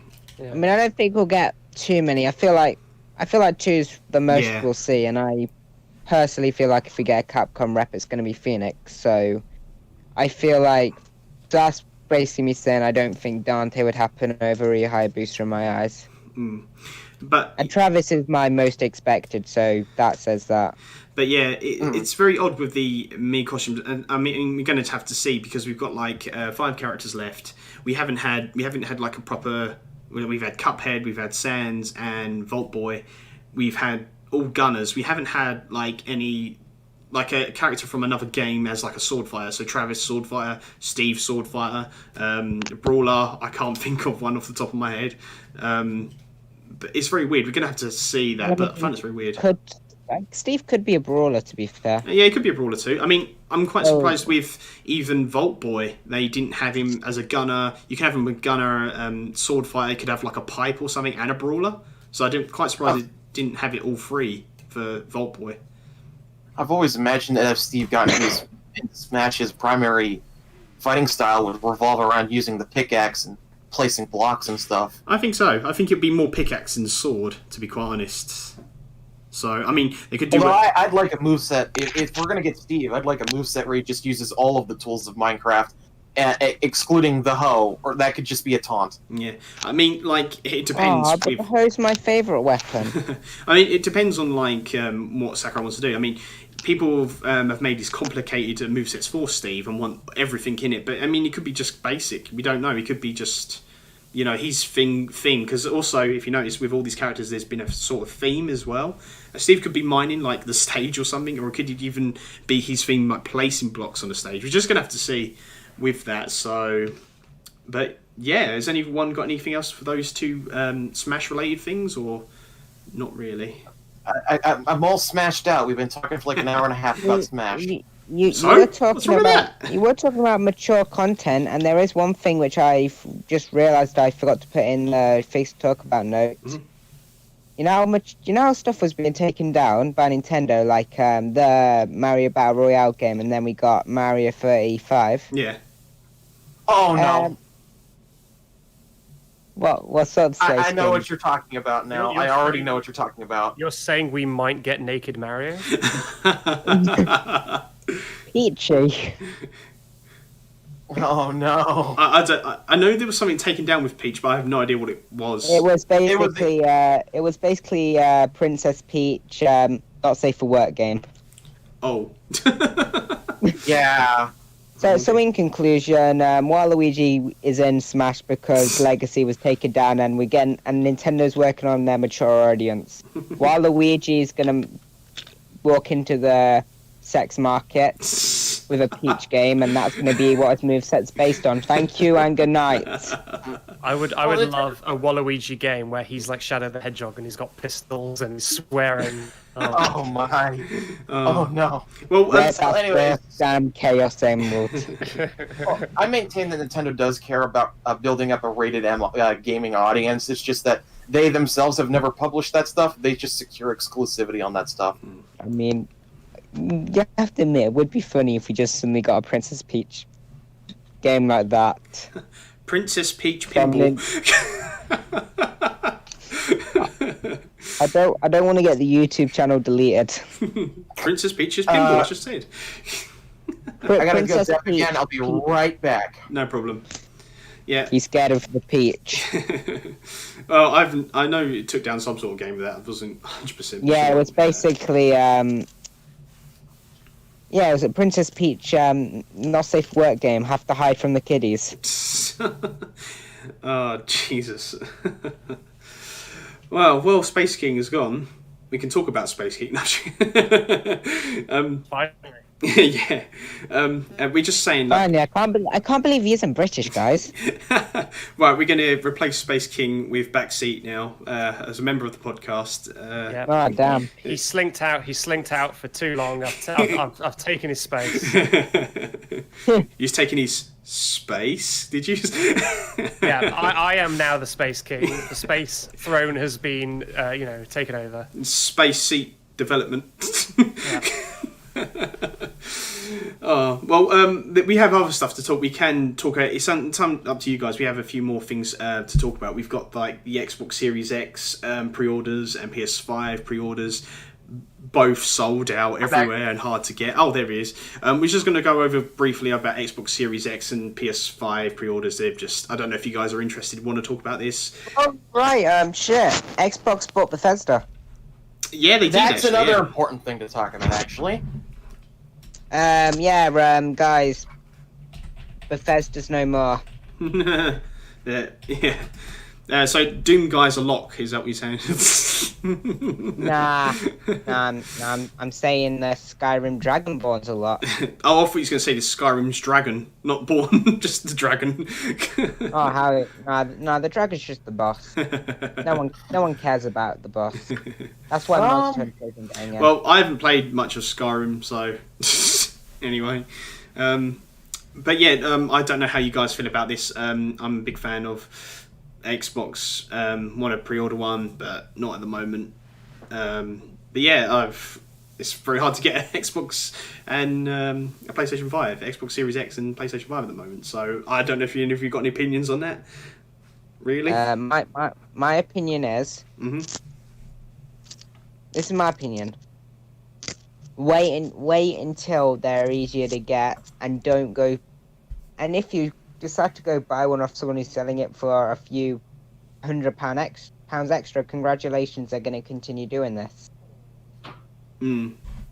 Oh, great, the PS6, I wonder if fuck, they're already sold out. Oh, I guess I'll have to pay £300 extra for this person who managed to pre-order like 200. Some people are going to be forced to do that because, some people are, there are parents out there that want to get these systems for their kids, and that's terrible to extort stuff like that, but that's the world we live in. I mean, if I saw that, I would just tell them. I would literally just put this in a box, an IOU in a PS5 box. Mm-hmm. I would be dad of the year, guys. Just put a PlayStation 2 and a PlayStation 3 together. And don't forget the polarization card. If I was a father and I had to tell my kid, like, they asked me for a PlayStation 5 all year, and I had to tell them I couldn't buy it because I couldn't afford to pay a scalper, I think I'd hate myself. I mean, to be honest, I fell for scalpers when I was doing some Amiibo. It was so scarce everywhere, but, I'd probably just buy... I feel like I'll just be the type of parent to take the piss. All right. There's the Tokyo Game Show. I don't know if you guys want to talk about there, and the... Let's talk about that briefly. What was it? The Nier announcements as well? Yeah, kind of Nier Automata announcement. Yeah. Basically, earlier in the year, they had announced it announced... for Switch. No, sadly. shit. That is a mood. That is a mood, my friend. Anyways, earlier in the year, they had announced that they were doing a new re-release of the first Nier game for PS4, Xbox One, and PC, called Nier Replicant 1.22. Yeah, weird title, I know. It's actually even weirder because it's just a long decimal string. Basically, Yokotaro was asked about it. He says, like, oh, what's with the weird title? Why isn't it just remastered or remake? Because it's neither. It's not a remake. It's not a remaster. It's kind of best described as a new version of Nier 1. It basically it takes combat and gameplay elements from the more action-oriented design of Nier 1. I mean, Nier Automata, as well as just upgrading the graphics and art style to be akin to that of Automata. And it appears as though they're also just using the Japanese version, because funny story about Nier 1. There is Nier Replicant and Nier Gestalt. Two versions of the same game for different markets. In Nier Replicant, you're playing as like this young anime boy, but in Gestalt, the version that America got, you got this rough and tough and gruff old dude, right? And it was made specifically to appeal to American fans, and it was just kind of weird, really weird, actually. But anyways, the new version is going with the Japanese version, which is Replicant. And also, somebody with way too much time on their hands on the Nier wiki made the square root of the really weird number of the subtitle. It's like Nier version 1.22 and just a really long string of numbers. It squares off to Nier 1.5.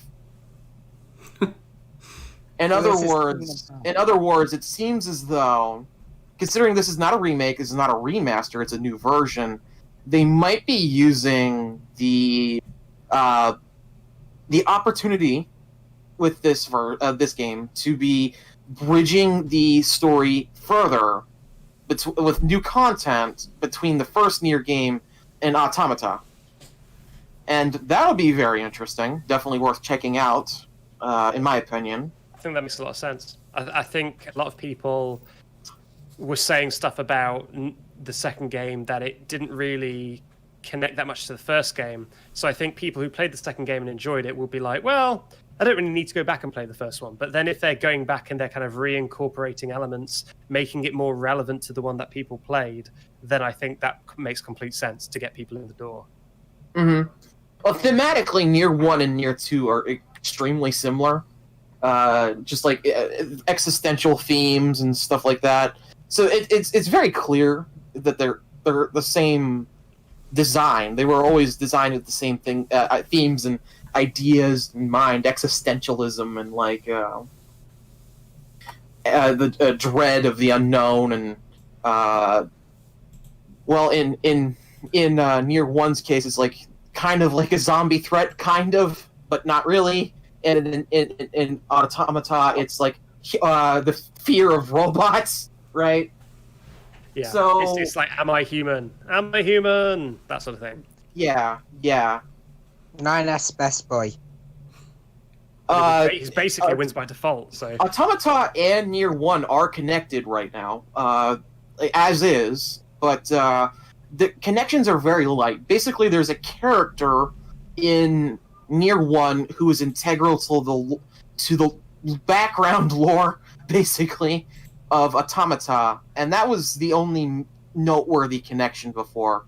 But considering that they're doing this new version, they're incorporating so many elements from Automata, and that subtitle is literally translates to Nier Replicant version 1.5. In other words, Nier 1.5. I really do think that Square Enix is going to do everything that they can to turn Nier into a proper franchise, basically, and like bridge the gap there.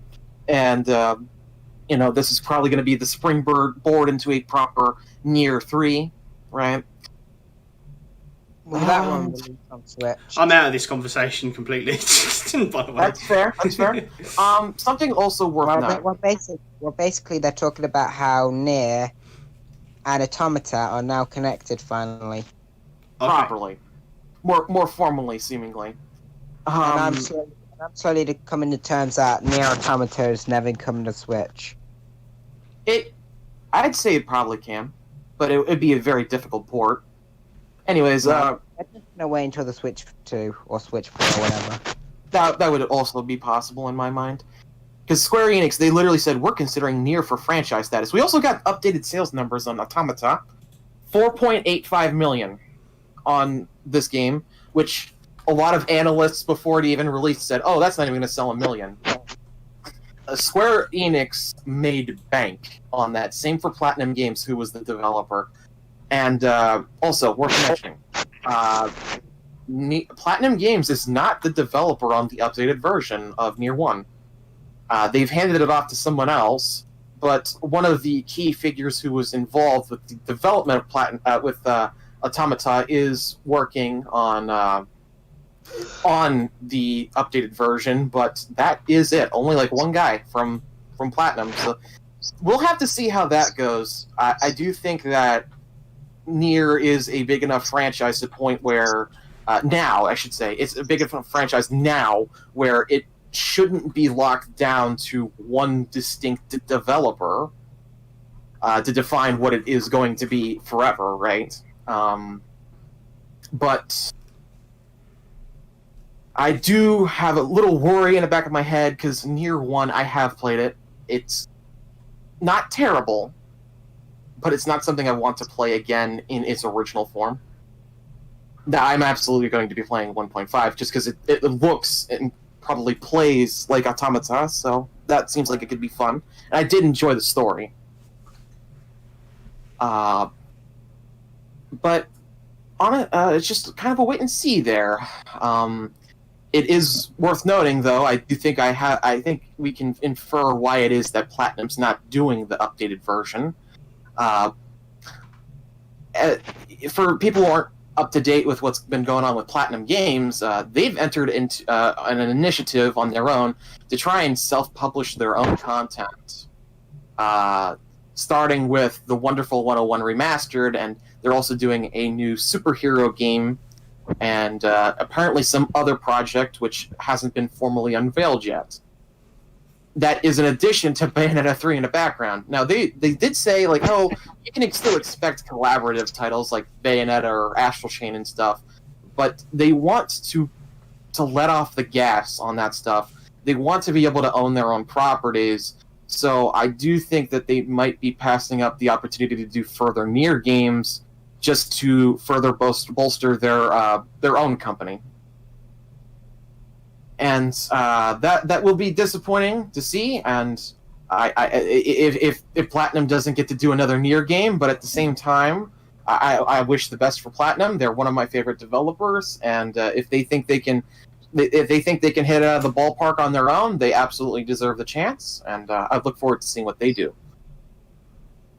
And I realize that I've been almost entirely alone on talking about Nier and Platinum now, so I think we could transition to talking to something else. Okay, so let's turn this to about why 9S is best boy, and should totally be in Smash. Maybe as a spirit. I think a spirit event for Nier Automata has that not happened? That feels like that should be a thing that happens. No, it hasn't. It has not happened. No. Yep. Okay. Put 2B in the game. All right. As a spirit. Well, Backseat, I know, just messaged me. We've got to go, so we're going to wrap this up now. We haven't got. I think that was the last of it to talk about anyway, because we don't want to keep you. That's fair. And you're so polite as well. So thank you for messaging me. All right, guys. Well, what was that? British people are naturally polite. They don't know how to say, "Can we go now?" Yeah, can we stop talking now? It's fine. Thank you for telling me, Backseat, though. Appreciate that. So, would you say where? I want to get some sleep. Yeah, I don't be up to 3 It a.m. was nice to meet you, Backseat. Yeah, Lovely to meet you too. it's nice to meet you. And I said before, it's very interesting. I said I can't. Well, I'm looking forward to more like math-related stuff that you put out, especially Smash ones. So those are my favourite ones. So As soon as Sakurai makes the move, I'm going to jump on it. Don't worry. and I'll be looking out, so don't worry. So, guys, yeah, check out Backseat Game Development. We call him Backseat, but his full name is Backseat Development. I said we'll put his link in the description so you guys can check him out as well. And from all us here, we will see you on the next one. And yeah, have a good day / night or afternoon or wherever you're tuning in from. So, see you later, guys. Later. See ya. Bye.